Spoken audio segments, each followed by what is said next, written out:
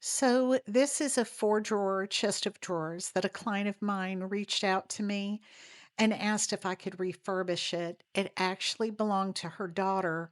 Her daughter had previously given it to another furniture flipper, and I don't know exactly what happened. That flipper started on it but never finished it for some reason.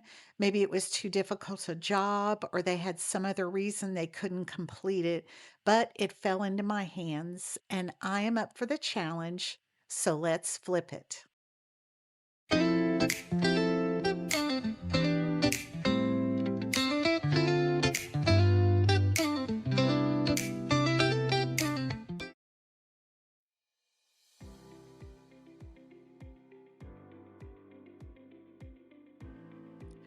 I can see tons of potential in this piece, but it needs a lot of repairs.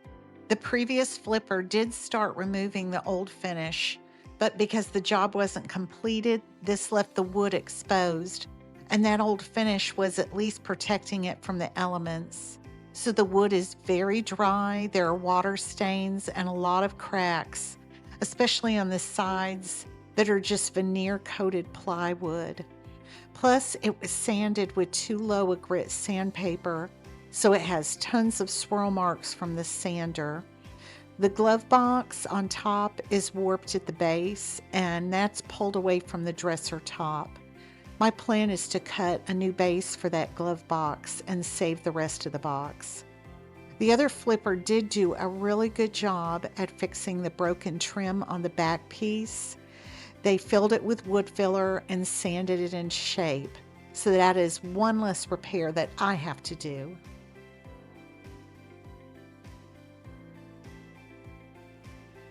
I removed all the drawers and the glove box on the top.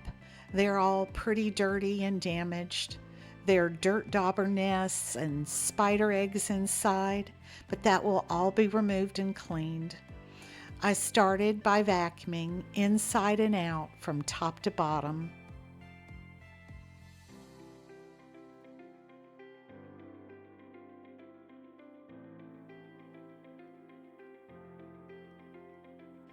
I scraped the dirt dauber nests off with my multi-tool and then vacuumed up all the dirt. After this, I scrubbed the piece inside and out with warm soapy water and some Rust-Oleum spray degreaser to clean the piece thoroughly. I'll be sanding the wood after this dries completely, and I don't want any remaining dirt or dust to be ground into the wood grain. Sanding over contaminants like that smears them into the grain and can cause your new finish to chip or peel, so cleaning first is crucial to a professional finish later. After cleaning, I rinse the entire frame with clean water to remove any soap residue.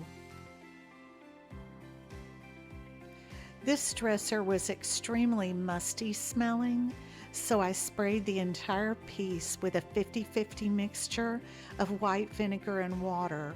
The acetic acid in the vinegar acts as a natural antifungal agent. It kills the mold and mildew that's causing that mustiness. I left the frame of the dresser drying in the sun and then turned my attention to the drawers and the glove box. I removed the lid from the glove box and took off all the hinges. I'll clean those up and reuse them later. The drawer pulls are mostly gone. There are only 3 remaining pulls out of the original 8. I removed their remaining hardware. I really like it, so I'm going to hold on to them and possibly reuse them in the future on another piece. The client has requested Hepplewhite style pulls in an antique brass, so I'll be ordering new hardware for it.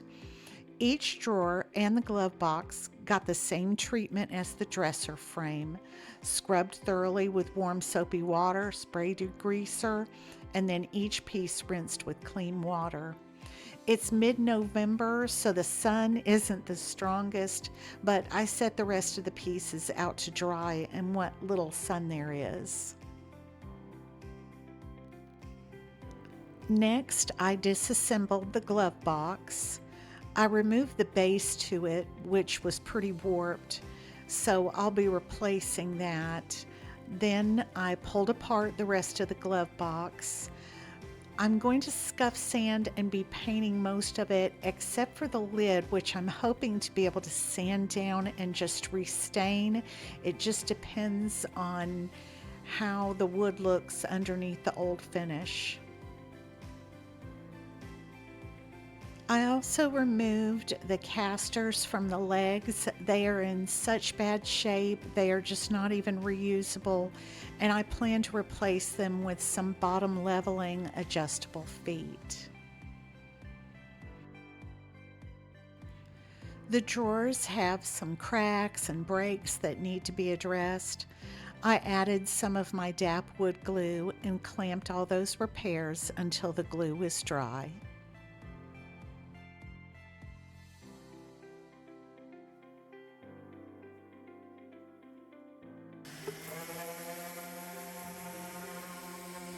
Now for my least favorite part of any restoration. And I know sanding probably doesn't like me either, but it's got to be done. So I sanded off all the old finish off the drawer fronts using my orbital sander and 120 grit sandpaper.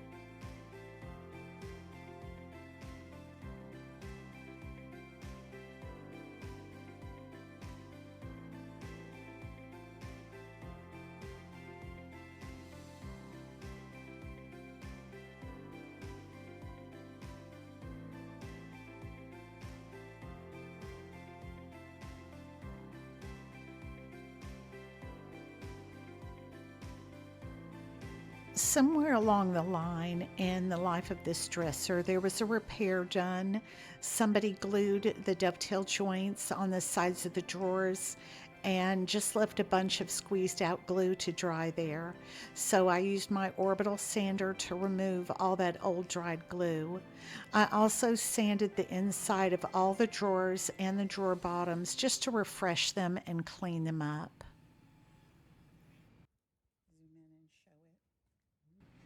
You can tell by looking at the sides of the dresser that whoever previously sanded off the old finish used an orbital sander, but they didn't get into the corners. You'd need to either do that by hand or by using a palm sander. So I broke out my palm sander and sanded both sides of the dresser frame using a 120 grit sandpaper. The sides are just plywood with covered with a wood veneer, but it has a lot of damage, cracks, splits. I filled those with wood filler and left them to dry.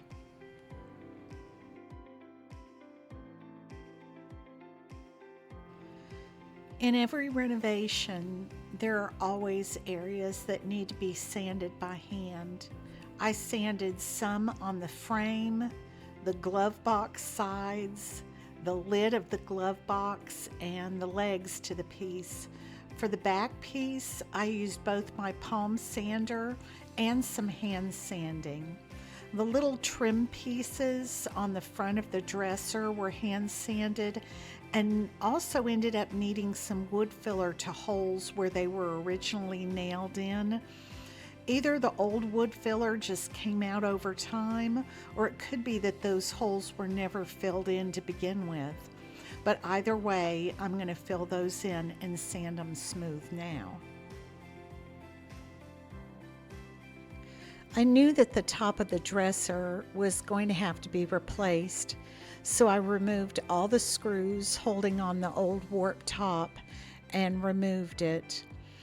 It was water stained and warped, but it had bigger problems than that. In addition to the warping, whoever sanded the top previously had accidentally sanded off one of the profile edges of a corner, destroying the appearance of the top. See, if you see on this side that there's a lip, but if you follow it around to the other side, it is sanded smooth. That little lip is sanded down smooth. So it's destroyed that corner. There was just too much sanding that went on. But it can be fixed. You just have to replace the whole top, which is fine because, see, if you press on it, it's also warped. And so it's not going to sit flush on your dresser frame anyway. So we'll be replacing this. The next repair is one of the sides has warped away from the frame. I had my husband help me with this. We put a band clamp around the entire dresser to hold it in place while we repaired it. You can see how one side was flush against the dresser frame, but the other side is pulling away. Once the band clamp was tightened, we pulled the side against the frame and we were able to secure that side to the frame. There was an old support brace to the top that was in pretty bad shape, so I pulled the old one out, chiseled all of the old glue out of the mortise, and had my husband cut me a new brace. Using my DAP wood glue, I secured the new support brace in place.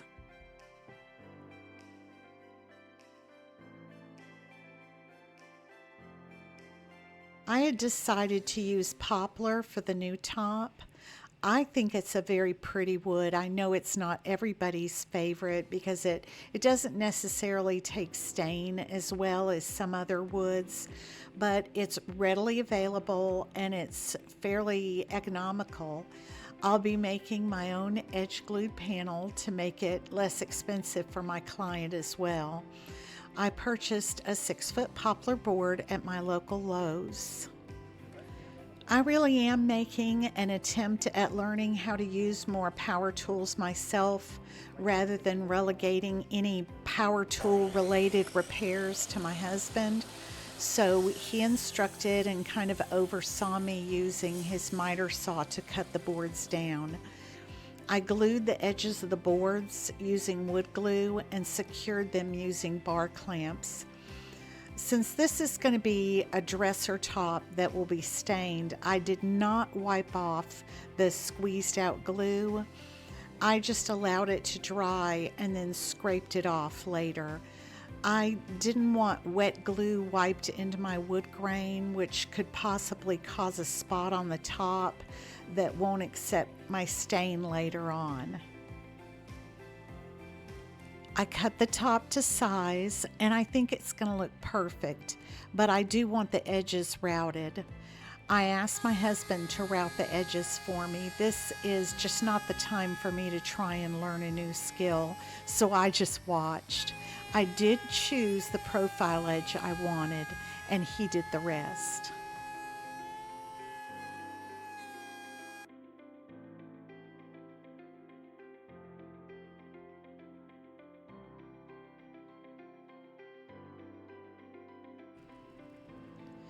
Another area that is in need of attention is the front skirt. It's just nailed on crookedly, and the old nails are either bent or crooked or nailed in, so they're splitting the wood to the skirt. So this will need to be taken out and put back into place using screws instead. I pried off the skirt and drove the old nails through and removed all the old, rusty, and crooked nails. I clamped the skirt where I wanted it so it would be straight, and my husband screwed it into place for me.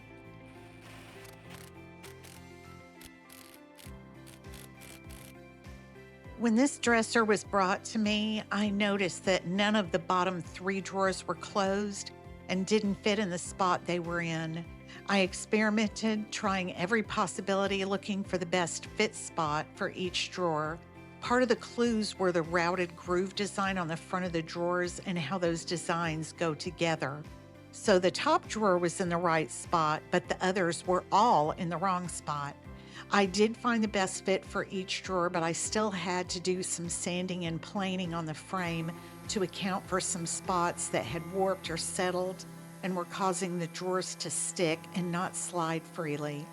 It took 2 hours of experimenting, sanding, planing, trying and retrying drawers to finally get all 4 drawers in place and sliding in and out freely. I'm ready to start with the staining and painting, so I did one last wipe down to remove any sanding dust before I apply my primer to the body. No detergent, just a damp cloth. I wiped it down inside and out, allowed it to dry. Then I used Zinsser Bullseye shellac-based clear primer. I used clear primer so it'll be easier in the future if someone decides to remove the paint. The wood will be preserved underneath it. I also sprayed the inside of the piece. Shellac-based primers are also odor blocking, and the piece still smells just the tiniest bit musty, and this will seal all those odors in.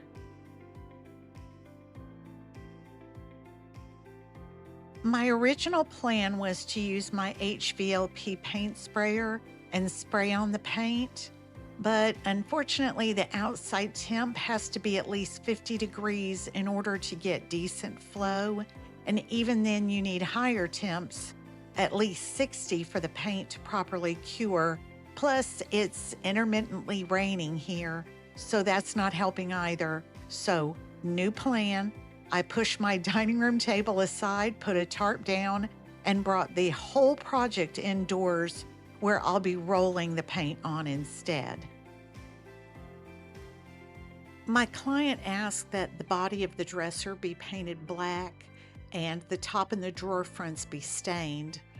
I purchased this paint from Ace Hardware. I love the Joanna Gaines line of paints. They're terrific paints, very pigmented. Regardless of how you apply them, they self-level. This color was called Blackboard, and in the store, the sample looked black to me.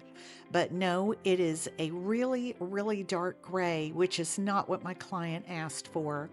So I completed my first coat in the Blackboard, but then the subsequent coats were in Sherwin-Williams Caviar Black, which was a perfect inky black. I was about to paint the frame to the glove box, and I noticed that the joints were separating, so I put some glue down in them using an X-Acto knife, and then clamped it using a corner clamp until the glue was dry. And after this, it was all ready for paint. I decided I wanted to really bring out the design that was routed into the drawer fronts, so I hand painted those grooves using a small craft brush. I kept a small rag and some mineral spirits handy in case I got out of the lines, and if I did, I immediately wiped back any mistakes.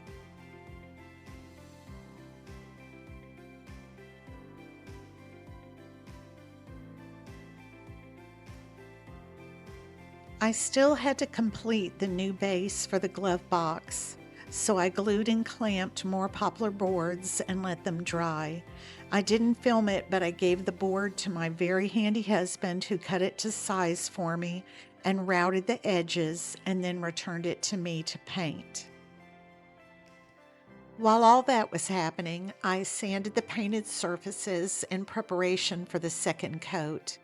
I had wood-filled and sanded cracks in the sides prior to painting, but I could still see some cracks, so I filled those with Bondo glazing and spot putty.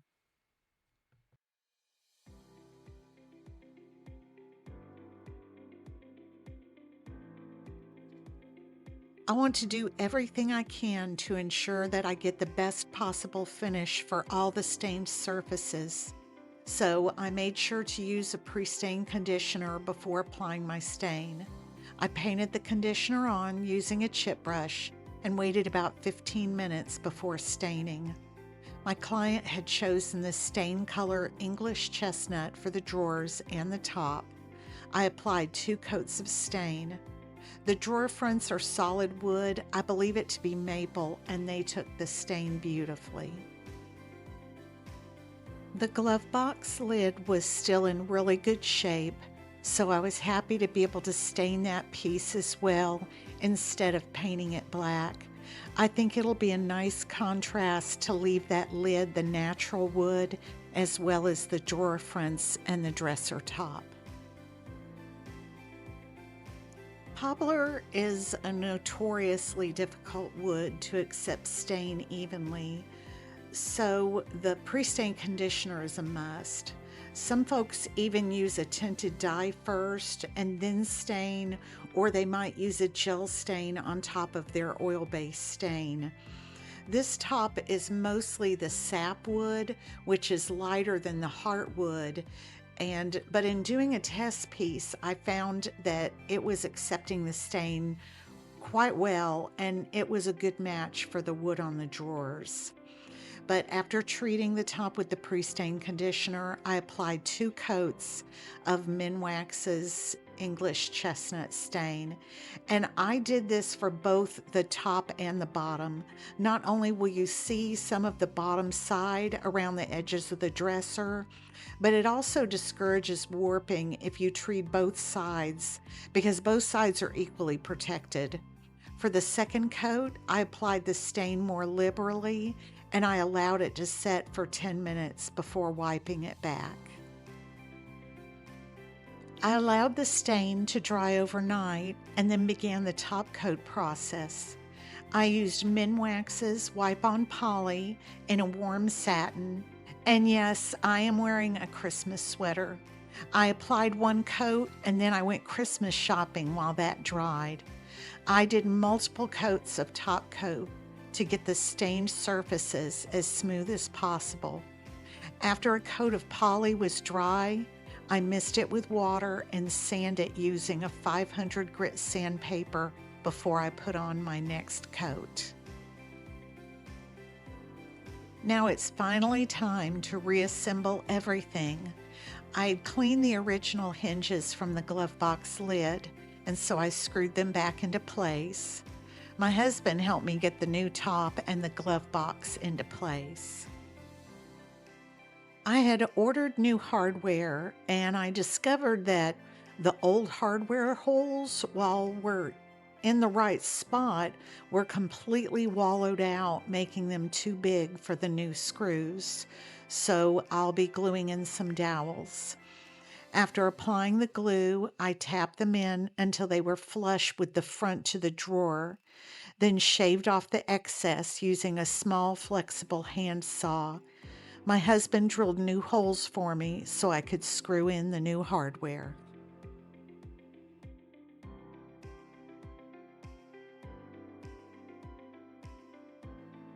I wiped the sides of the drawers inside and out with Howard's Feed and Wax to recondition the wood.